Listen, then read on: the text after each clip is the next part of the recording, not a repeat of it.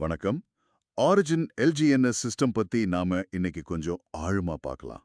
குறிப்பா இந்த spider web அப்புறம் டாவ் ரேங்க் வெகுமதிகளை எப்படி கிளைம் பண்றதுன்னு நீங்க அனுப்புன சில வரைபடங்களை வச்சு புரிஞ்சுக்க முயற்சி பண்ணலாம். ஆமா. இது பார்க்கறதுக்கு கொஞ்சம் சிக்கலா தெரியலாம். ஆனா, இதோட மையத்துல இருக்கிற அந்த டர்பைன் மெக்கானிசம் அப்படிங்கிற ஒரு விஷயத்த நம்ம புரிஞ்சுக்கிட்டோம்னா, எல்லாமே ரொம்ப எளிமைதான்.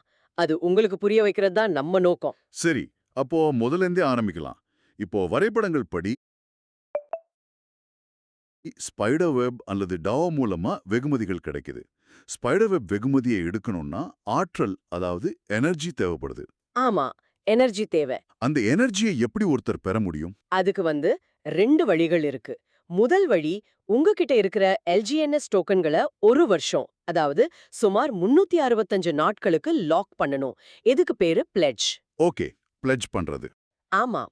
அப்படி பண்ணும்போது உங்க டோக்கன்ஸ்க்கு கூட்டு வட்டி கிடைக்கும். அதே சமயம் உங்களுக்கு ஆற்றலும் சேரும். ரெண்டாவது வழி, உங்க எல்ஜிஎன்எஸ் டோக்கன்களை நிரந்தரமா பர்ன் பண்றது. பர்ன் பண்றதா? அதாவது அழிச்சிடுறதா? அதேதான். இது உங்களுக்கு உடனடியா அதிக ஆற்றலை கொடுக்கும். ஆனா உங்க டோக்கன்களை நீங்க நிரந்தரமா இழந்துருவீங்க. ம். அப்போ இது ஒரு முக்கியமான தேர்வு மாதிரி.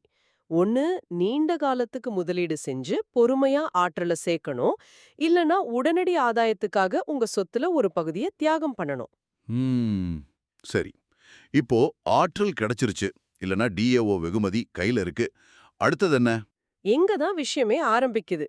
இங்க தான் அந்த டர்பைன் மெக்கானிசம் உள்ள வருது. ஆமா, அத பத்தி சொல்லுங்க.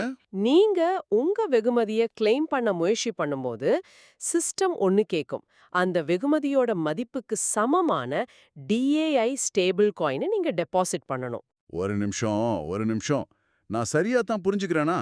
நான் சம்பாரிச்ச ஒரு 100 எல்ஜிஎன்எஸ் வெகுமதியை எடுக்க என் சொந்த பணத்துல இருந்து அதுக்கு சமமான மதிப்புள்ள டிஏஐ உள்ள போடணுமா? ஆமா, நீங்க சொல்றது கரெக்ட் தான்.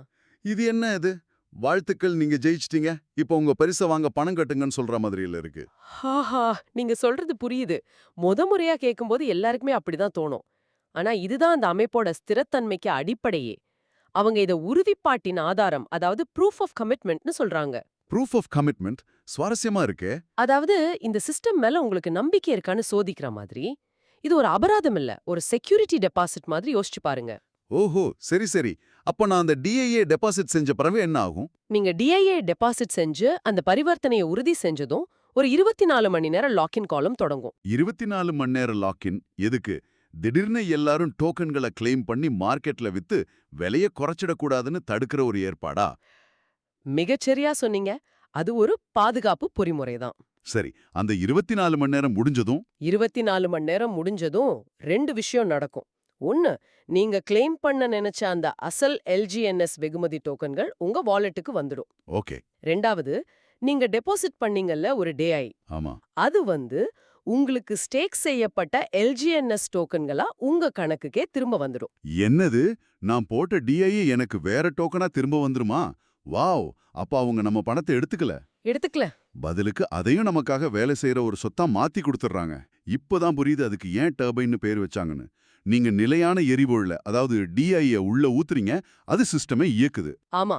பதிலுக்கு அது உங்க வெகுமதியையும் தருது, நீங்க போட்ட எரிபொருளையும் ஒரு புதிய முதலீடா மாத்தி வெளியே சுழற்றி தருது. இது ஒரு அபாரமான வடிவமைப்பு. மிக சரியான உவமை. இதுதான் அந்த அமைப்போட ஸ்திரத்தன்மை பொறிமுறை. பயனர்கள் வெகுமதிகளை கிளைம் செய்ய ஸ்டேபிள் காயினை உள்ள கொண்டு வர்றதால அந்த அமைப்போட கருவூலம் நிலையான சொத்துக்களால நிரம்புது. இது திடீர் விலை வீழ்ச்சியை தடுக்குது. அப்போ சுருக்கமா சொன்னா, நாம வெறும் வெகுமதிய சம்பாதிக்கிறவங்க மட்டும் இல்ல, அந்த அமைப்போட ஆரோக்கியத்திலயும் நாமளே ஒரு நேரடி பங்குதாரரா மாறுறோம். கரெக்ட். நீங்களே அந்த சிஸ்டமோட ஒரு பகுதியா மாறிடுறீங்க. அப்போ இந்த முழு ப்ராசஸோட சாராம்சம் என்னன்னா, இது வெறும் படிகளை பற்றியது இல்ல, இது ஒரு தத்துவத்தை பற்றியது. இந்த சிஸ்டம் உங்களை ஒரு செயலற்ற பயனரா இல்லாம ஒரு தீவிரமான பங்குதாரரா இருக்க கட்டாயப்படுத்துது, இல்லையா? ஆமா, சரியா சொன்னீங்க. பயனர்களின் விற்பனை அழுத்தத்தை கட்டுப்படுத்தி அவங்களையே அமைப்போட பாதுகாவலர்களா மாற்ற ஒரு வடிவமைப்பு இது. சரி, இது எல்லாம்